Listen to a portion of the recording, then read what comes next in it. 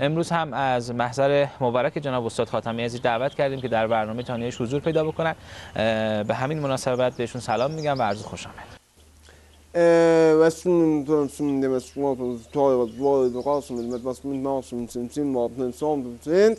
من هم از این که عرض عریضتون رو زیارت میکنم خیلی خیلی خوشحال هستم آقا جون.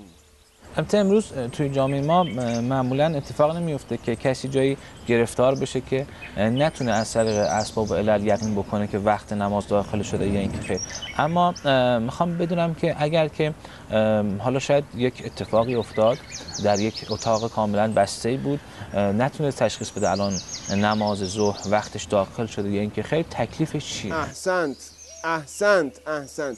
بله واقعا سوال به جاییه، چون الان توی جمهوری اسلامی همه گرفتاری ها حله، فقط همین یه گرفتاری مونده که اون هم اینه که یکی تو اتاق گیر افتاده باشه زمان رو نفهمه.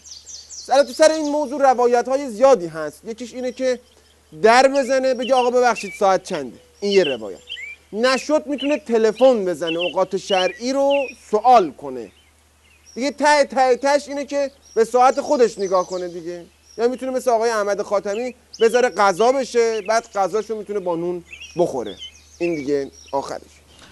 بسیار خوب، یعنی در واقع همون قاعده فقهی که اغض ما فات کما فات دیگه. نه اون دیگه در اینجا صدق نمیکنه. تو هم واسه من اینجوری خارجی نه حرف نزن. من خودم اند قاعدم، میدونی؟ In the face and the food and the fight and the patch and the barn. یه قانون دیگه هم هست که میگه I see you and I feel you in the candles of Vernal in the birds of Sherwood. یه مطلبی مشهور بود الان هم تقریبا هست بین عوام مردم که میگفتن که شاید اذان‌هایی که از طریق رسانه پخش میشه یه خود فاصله داشته باشه با اون افق شرعی. مثلا میگفتن که مدت زمانی که طول میکشه نور آفتاب به زمین برسه حدود 8 دقیقه است. حالا همینو بر اساس گفته‌هایی که شنیده شده 8 دقیقه ممکن طول بکشه. ما بعد از اینکه اذان تلویزیون رو شنیدیم یا رادیو رو شنیدیم مدتی صبر میکنیم تا یقین بر دخول وقت نماز داشته باشیم بعد نماز بخونیم. این دلیل میشه اینکه بخوایم مثلا خودمون بگیم که حالا نشده الان اذان مثلا زودتر گفته شده دیرتر گفته شده بله. یا اینکه ما بر اساس شواهد میتونیم یقین بکنیم. بابا خفه شو یه دقیقه ببینیم چی شد. آفتاب اذن دخول گرفته 8 دقیقه این آفتاب رو سر کی تابیده؟ بعد تلویزیون چی پخش میکنه؟ این اذان وزنا چی میکنی تو آخه؟ خب تنبلیت میاد بری 2 رکعت نماز بخونی. خب بگو دیگه اینقدر چرا علما رو اینقدر میپیچونی آخه؟ این بسیجی‌ها با همین سوالاشون نصف وقت مقام عظما رو تلف میکنن. لنده هور. عرض بکنم که جناب استاد خاتمی عزیز، من موقع وضو روی ناخنام لاک میزنم. ها؟ چی؟ موقع وضو لاک میزنی؟ لاک میزنی؟ از مجریای تلویزیون جمهوری اسلامی هر قر و اطواری دیده بودیم، الان یکی دیگه اینم دیگه نوبرشه. یعنی نه که موقع وضو لاک میزنم، لاک دارم موقع وضو. بعضیا شاید استنادشون این باشه پیش خودشون تصورشون بنای فقهی نداشت بگه چون از اعضای مثلا حالا بدن نیست، ناخن عضویه که حالا شاید خیلی بهش اعتنا نکنیم، مانع از رسیدن آب به بدن نباشه، چون خود ناخن خب آب که زیرش نمیره. این استنادشون میشده و با لاک وضو میگرفتن. 2 تا سوال مطرحه. یکی این که آیا این وضو درسته؟ آها بستگی به لاکت داره.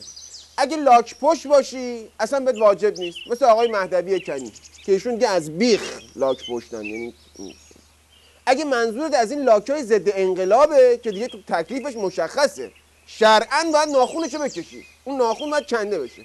اصلا اگه بخوام خیالتو راحت کنم اصلا از کتف باید بکنی بندازی دور. اگرم لاکی لوکه که حسابت با برادران دالتونه دیگه، تو هم اینقدر برای من گوشبک بازی در نیار.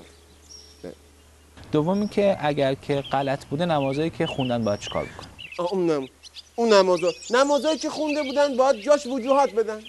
میتونم بیان دم حوزه هر رکعت 2 500 همین حدودا میگیریم حلالش میکنیم. تازه من بدون یارانه دارم، یعنی میخوام بگم یارانه‌ش هم حساب نکردم، دارم از دخل برات خرج میکنم. دیدم مشتری میخوای تعداد ورداری اومدم بگم، وگرنه تو همین کوچه برلند بری حاج آقا ناصر مکارم شیرازی باهات آزاد حساب میکنه.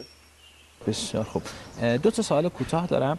یکی این که سوال کردن خانم هایی که از کرم ضد آفتاب، البته فقط مختص خانم ها نیست، آقایون هم استفاده میکنن موقع وضوء، این مانعه یا اینکه خیر؟ احسنت. این سوالی که شما کردید جوابش تأثیر بسیار مهمی روی مسائل چی داره؟ خاورمیانه داره. یکی از دلایل این آشوب‌های اخیر همین کرم ضد آفتاب. به قول امام راحل فرمود اشخاص الذین یستفیدون من الکرم نیو او ضد آفتاب هم اصحاب الفتنه.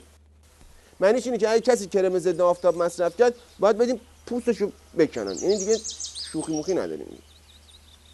بعد چربی طبیعی پوست که مانع نه چربی طبیعی روی پوست مشکلی نداره، اما چربی غیر طبیعی توی پوست مثل مال آقای فیروزآبادی به شدت مانع عمل میکنه که از قانونمندی 2 با مانع تبعیت میکنه دیگه. میگه گاون کما گاو.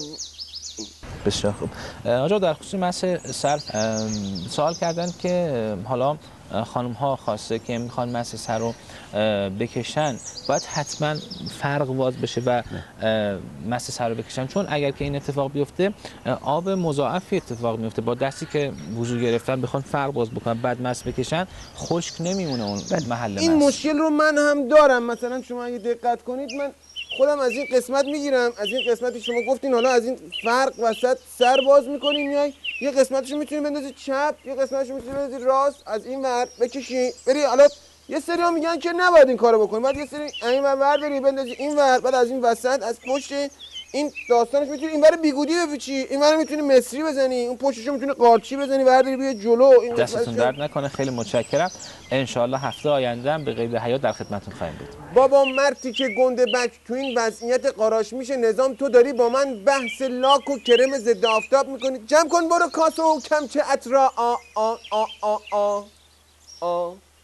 خیلی متشکرم. خداحافظی میکنم از استاد خاتمی عزیز. اگه اهل قصه نیستی ای که شادی